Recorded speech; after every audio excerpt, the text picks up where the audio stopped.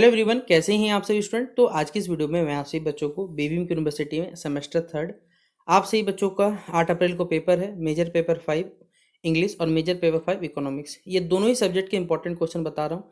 आप सभी बच्चे इन क्वेश्चन नोट डाउन करें। अगर आप इनको पढ़ के चले जाते हैं तो आप सभी बच्चों का पेपर बहुत ही बेहतरीन तरीके से आप लोग अच्छे नंबर ला लीजिएगा। बस वीडियो को देखते चलिए, पसंद आइए लाइक करिए, चैनल पर न्यू है सब्सक्राइब करिए, बेल आइकन पर क्लिक करिए ताकि इसी प्रकार जब न्यू वीडियो आएगा सबसे पहले आपको अपडेट मिल जाएगा। बाकी डिस्क्रिप्शन बॉक्स में Telegram, Facebook, Twitter, Insta link available रहेगा, जहां आप हमें फॉलो करना चाहे कर लीजिएगा। ठीक है, देखिए ये मेजर पेपर 5 इंग्लिश का सिलेबस है। बैकग्राउंड रीडिंग से religious and secular thought in the 17th century ये पढ़ना है। Changing images of the human being in the literature of the period, the stage state and the market, the mock epic and satire, women in 17th century, the comedy of manners, ये unit 1 में background readings पढ़ना है। फिर George Milton का Paradise Lost book 1, John Webster का the Duchess of Malfi, Aphra Behn का the रोबर और अलेक्जेंडर पोप का the Rape of the Lock, ये पढ़ना है। 5 यूनिट कह सकते हैं आपका सिलेबस में दिया हुआ है। अब इस सिलेबस के अकॉर्डिंग इंपॉर्टेंट क्वेश्चन बात करें तो यूनिट 1 में बैकग्राउंड रीडिंग से लॉन्ग क्वेश्चन में discuss religious and secular thought in the 17th century with reference to literature. जो भी रिलीजियस एंड सेकुलर थॉट चल रहे थे 17th सेंचुरी में, लेकिन आपको लिटरेचर के रेफरेंस में बताना, संदर्भ बताना है। फिर अगला क्वेश्चन है analyze how the image of human being change in 17th century literature. 17th century literature में ह्यूमन बींग का जो इमेज है वो किस प्रकार चेंज हुआ, ये बताना है। फिर explain the relationship between stage state and market in 17th century बताना है।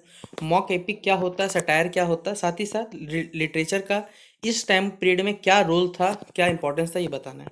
फिर एग्जामिन करना है post of women in the 17th century with literary example. Womens का जो पोस्ट था उसके बारे में, पोजीशन जो था वो बताना है 17th सेंचुरी में कुछ लिटरेरी एग्जाम्पल के साथ डिस्कस करना है। Features of comedy with manners of manners with suitable examples, comedy of manners का कुछ फीचर्स बताना है सभी, लेकिन कुछ सुटेबल एग्जाम्पल के थ्रू। ये 15 मार्क्स के थे। 5 मार्क्स में जो शॉर्ट आंसर टाइप में सेकुलर थॉट क्या होता है, मॉक एपिक क्या है, सटायर क्या है, कॉमेडी ऑफ मैनर्स क्या है। एक पूछा सकता है राइट, ये इंपॉर्टेंट है, write a note on womens condition in the 17th century, ये पूछा सकता है। ठीक है, यूनिट 2 में आपका जॉन मिल्टन का Paradise Lost book 1, discuss Paradise Lost book 1 as an epic poem, analyse करना है कैरेक्टर को पैराडाइज लॉस्ट बुक 1 में। Theme of disobedience and fall of man in Paradise Lost, ये पढ़ना है आपको। एग्जामिन करना है Milton use of blank verse and epic simile, discuss the religious and political ideas in Paradise Lost book 1, ये पढ़ना है।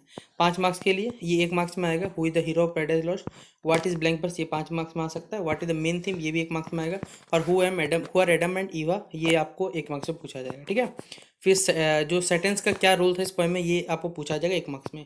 यूनिट 3 में जॉन वेबस्टर का द डचेस ऑफ माल्फी, इसमें बोला जाए तो डिस्कस करना है the Duchess of Malfi as an revenge tragedy किस प्रकार, ये बताना है। एनालाइज करना है कैरेक्टर ऑफ द डचेस के बारे में, ये सेकंड क्वेश्चन है।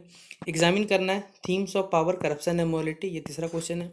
साथ ही साथ चौथा क्वेश्चन है explain the role of Ferdinand and Cardinal, ये आपको बताना है। और एनालाइज करना है use of dark imaginary and symbolism in the play. 5 marks में ये 1 मार्क्स का। हु इज द डचेस, ये 1 मार्क्स का।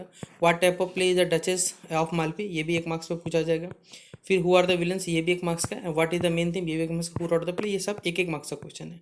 यूनिट 4 में अल्फा बेन का द रोबर पढ़ना है। डिस्कस द रोबर as a comedy of manners, ये पूछा जा सकता है। फिर एनालाइज करना है द कैरेक्टर ऑफ विल्मोर, ये पूछा जाएगा। फिर examine the theme of love, freedom and sexuality, ये पूछा जा सकता है। Discuss the role of women in the रोबर, ये पूछा जाएगा। एनालाइज करना है the social satire in the play, ये पूछा जाएगा। तो ये 15 मार्क्स के लिए था। 5 मार्क्स में विल्मोर कौन है, what type of play Rober play करता है, और बेसिकली रोबर जो क्या लिखता है पूछा गया, मेन थीम क्या है, और एक फीमेल कैरेक्टर का नाम पूछा सकता है। तो ये यूनिट 4 का आपका इंपॉर्टेंट क्वेश्चन था। ठीक है, यूनिट 5 में अलेक्जेंडर पोप का the Rape of the Lock में डिस्कस करना है the Rape of the Lock as an mock epic poem. Analyse करना है कैरेक्टर ऑफ बेलिंडा के बारे में। Examine the use of satire in the poem, और discuss the portrayal of 18th century society, ये बताना है। साथ ही साथ एनालाइज करना है Pope style and poetic techniques को, ये पूछा गया है। 5 मार्क्स में मॉक एपिक क्या होता है, बेलिंडा कौन है, 1 मार्क्स का आएगा। What is being raped in the poem, ये बताना है। और ये कहानी किसने लिखा, ये बताना। अब मेन थीम क्या है, ये 1 मार्क्स का। तो 2-2 सवाल जो है 1-1 मार्क्स से पूछा जाएगा आपका। तो ये था यूनिट 5 का। ठीक है, अब आप सभी बच्चों को इसके अलावा जो क्वेश्चन पढ़ने हैं वो है write a critical note on the comedy of manners, discuss the character of the Duchess in the Duchess of Malfi, critical examine the character of Beelzebub in Milton's Paradise Lost book 1, write a critical note on Pope's use of supernatural machinery in the Rape of the Lock. फिर अल्फा Behn portray हेडी combination of marriage and market in her play the Rover, educate the above statement, comment on the female characters in the Rover, साथ ही साथ analyse करना the Duchess of Malfi as a revenge tragedy, critically examine the character of Bosola. फिर discuss करना the Rape of the Lock as a social satire, ये आपको बताना है। तो ये था आपसे बच्चों का मेजर पेपर 5 इंग्लिश का सारा इंपॉर्टेंट क्वेश्चन हर यूनिट वाइज, और कुछ एक्स्ट्रा क्वेश्चन जो पीवाईक्यू में आपको पूछे जाएंगे, ठीक है, मतलब प्रीवियस क्वेश्चन पेपर्स आएंगे, वो भी हमने आपको बता दिया।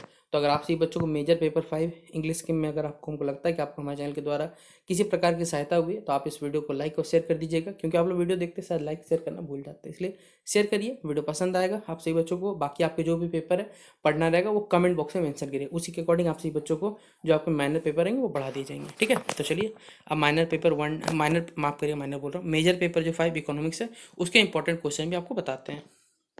यहाँ से मेजर पेपर 5 इकोनॉमिक्स सिलेबस है। Unit 1 nature and scope of public finance के बारे में, जिसमें 4 यूनिट में, मतलब यूनिट 1 को 4 पार्ट में बांट दिया गया है। यूनिट 2 में पब्लिक एक्सपेंडिचर के बारे में पढ़ना है, ठीक है, ये सिलेबस आपका। यूनिट 3 में टैक्सेशन के बारे में पढ़ना है आपको, ठीक है, इस प्रकार से सिलेबस को बना दिया गया आपका यूनिवर्सिटी ने। अब और ये भी है आपका यूनिट 4 में पब्लिक डेप्ट और जो फाइनेंशियल एडमिनिस्ट्रेशन होता है ये पढ़ना है आपको। तो इसके इंपॉर्टेंट क्वेश्चन बात करें तो लोक वित्त का जो स्वरूप एवं क्षेत्र है इस यूनिट से, यूनिट 1 से। पब्लिक फाइनेंस का अर्थ बताइए, क्षेत्र और महत्व स्पष्ट करें। निजी वित्त और लोक वित्त में अंतर स्पष्ट करें तथा सार्वजनिक एवं निजी वस्तुओं का विश्लेषण करें। मेरिट गुड्स एवं फ्री राइडर प्रॉब्लम की व्याख्या करें। अधिकतम सामाजिक लाभ के सिद्धांत यानी प्रिंसिपल और मैक्सिमम सोशल एडवांटेज की विवेचना करें। मार्केट फेल्योर क्या होता है, सरकार की भूमिका का विश्लेषण करें। 5 मार्क्स में लोक वित्त क्या होता है, सार्वजनिक वस्तुएं क्या होती है, साथ ही साथ फ्री राइडर प्रॉब्लम क्या है, मार्केट फेल्योर का अर्थ क्या, और मेरिट गुड्स क्या होते हैं ये पूछा सकता है, ठीक है, 5 मार्क्स में। यूनिट 2 में आपका पब्लिक एक्सपेंडिचर के बारे में पढ़ना है। तो पब्लिक एक्सपेंडिचर का अर्थ, वर्गीकरण एवं सिद्धांतों का वर्णन करें। सार्वजनिक व्यय का नियम यानी कैनन्स ऑफ पब्लिक एक्सपेंडिचर की व्याख्या करें। सार्वजनिक व्यय के जो प्रभाव है उसका विश्लेषण करें। फिर सार्वजनिक व्यय की जो वृद्धि है इसके क्या कारण हो सकते हैं इसके बारे में बताइए। फिर है अगला, भारत में जो सार्वजनिक व्यय के जो रुझान है, ट्रेंड्स, उसका अध्ययन करिए। 5 मार्क्स के लिए सार्वजनिक व्यय क्या होता है, कैनन्स ऑफ पब्लिक एक्सपेंडिचर क्या है, सार्वजनिक व्यय के 2 प्रभाव लिखिए, सार्वजनिक व्यय क्यों बढ़ता है, और भारत में व्यय का एक प्रमुख क्षेत्र बताइए, ये भी पूछा जा सकता है। यूनिट 3 में टैक्सेशन के बारे में है। तो टैक्सेशन का सिद्धांत एवं वर्गीकरण का वर्णन करिए। करों के विभाजन के सिद्धांत, बेनिफिट अप्रोच और एबिलिटी टू पे अप्रोच की तुलना करें। करों के प्रभाव एवं कर भार जो होता है, इंसिडेंस ऑफ टैक्स, इसकी व्याख्या करें। एक अच्छे कर प्रणाली, इसको इंपॉर्टेंट कर लीजिएगा, एक अच्छे कर प्रणाली विशेषताओं का वर्णन करें। भारत की कर प्रणाली कमियों एवं जो कर सुधार होते हैं जिनमें जीएसटी वैट होता है इसका विश्लेषण करिए। 5 मार्क्स में कराधान या टैक्सेशन क्या है, GST goods and service tax क्या होता है, प्रत्यक्ष और प्रत्यक्ष कर में क्या अंतर होता है, डायरेक्ट और इनडायरेक्ट टैक्स में, एबिलिटी टू पे अप्रोच क्या होता है, कर भार टैक्स मतलब टैक्सेशन क्या होता है। यूनिट 4 में सार्वजनिक ऋण एवं वित्तीय प्रशासन है। पब्लिक डेप्ट का अर्थ, प्रकार एवं आवश्यकता का वर्णन करिए। सार्वजनिक ऋण के प्रभाव एवं उसके जो भार या बर्डन का विश्लेषण करिए। फिर है ऋण मुक्ति यानी डेप्ट रिडम्पशन की विधियों की व्याख्या करें। सार्वजनिक बजट का अर्थ एवं जो प्रकार है इसका वर्णन करें। फिर है भारत में बजट निर्माण एवं की जो प्रक्रिया होती है एवं जो वर्तमान बजट है उसका विश्लेषण करिए।